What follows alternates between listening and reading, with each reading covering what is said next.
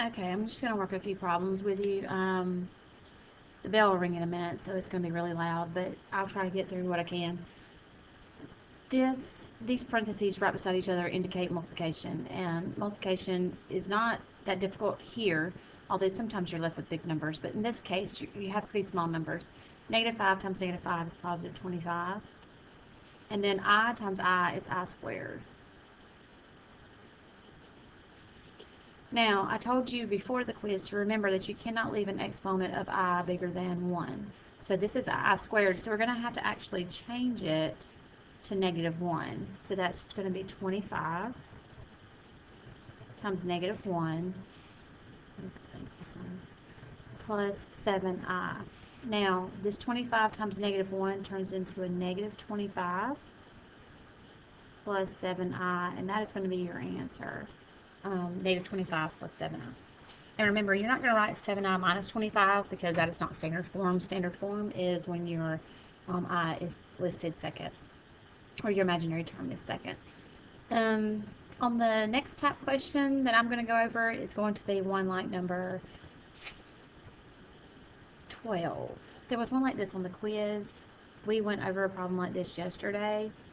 If you were paying attention and wrote this down, it helped you. You have to actually write this thing twice because this exponent indicates it's going to go 2 times. And there's different methods to do this. We have the full method, we have distributive property, and we have what we've been calling the box method because some of y'all really like doing the box because of science. You're used to seeing the Punnett square.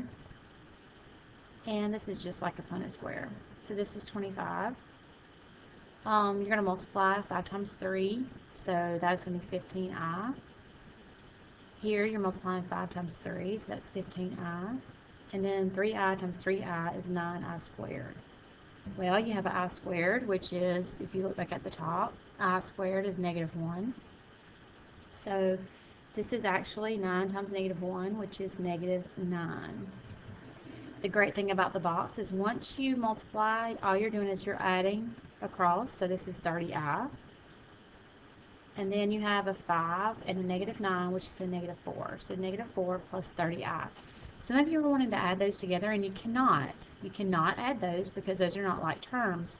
The like terms would both have i's, or either this one would not have an I at all. So don't get happy and start multiplying things you don't need to. These are not like terms. Another problem is the ones with the conjugate.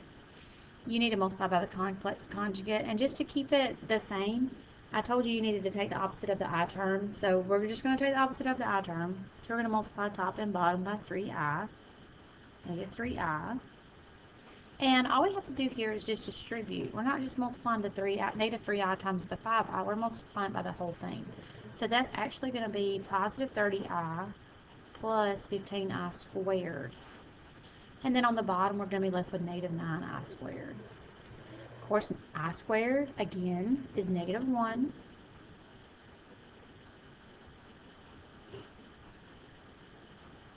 And we have that. So that's 30i minus 15 over negative 9. This, of course, has the I in the front, so I'm just going to move the I. And I don't really want this negative on the bottom and then a negative in the front on the top. So I'm going to divide by the negative, but I'll wait and I'll do that in a minute. Negative 15 plus 30i over negative 9.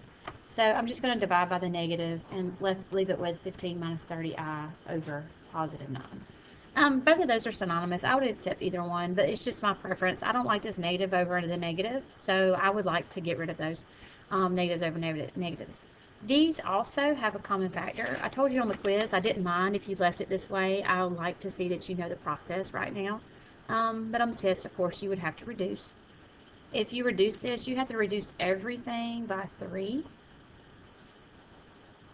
So that's going to be 5 minus 10i over 3, or 5/3 minus 10/3 I.